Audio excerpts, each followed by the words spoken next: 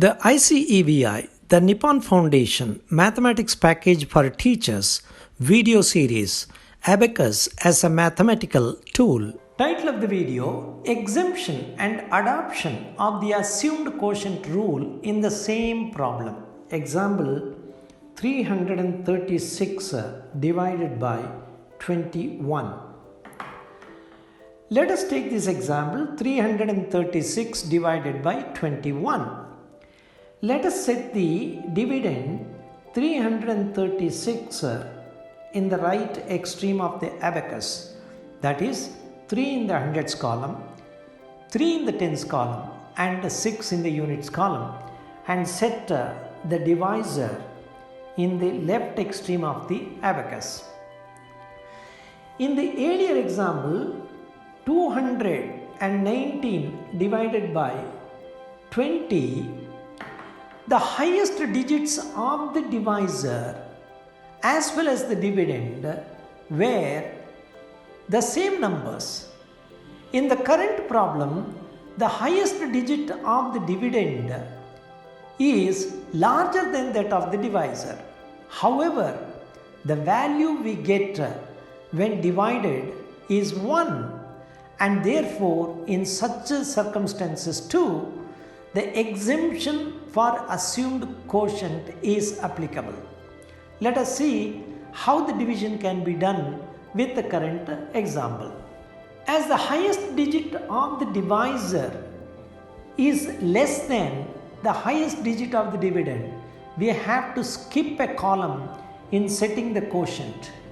Let us ask how many 2's in 3.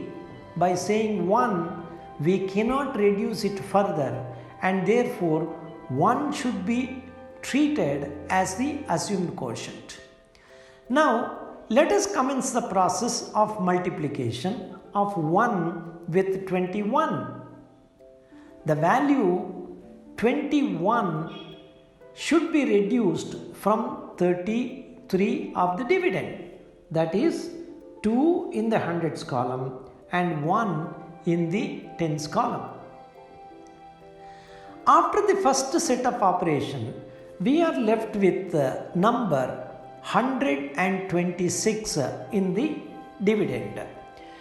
Look at the inbuilt beauty of the division process. The empty column between the quotient and the dividend in this case is 1. In the first stage of division, we skipped a column in setting the quotient, but in the second stage, we need not, as the highest digit of the divisor 2 is larger than the highest digit of the dividend 1.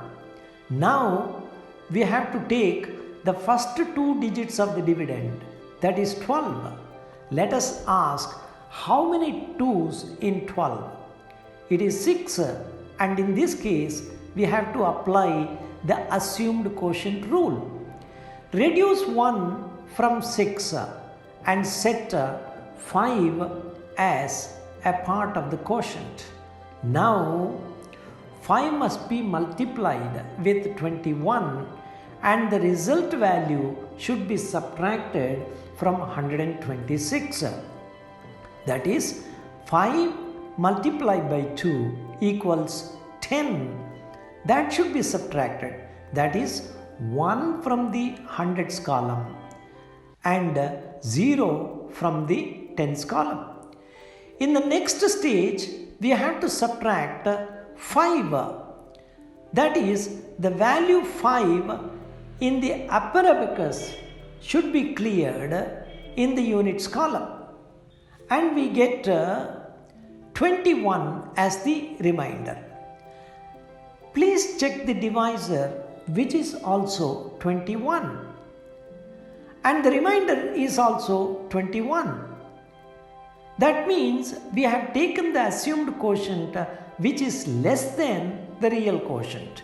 Therefore, add 1 to the quotient and subtract 21 from the dividend.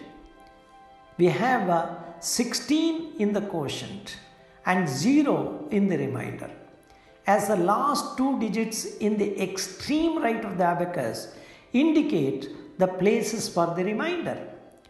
This is a classic example when exemption rule as well as the actual rule on assumed quotient are applied in the same problem.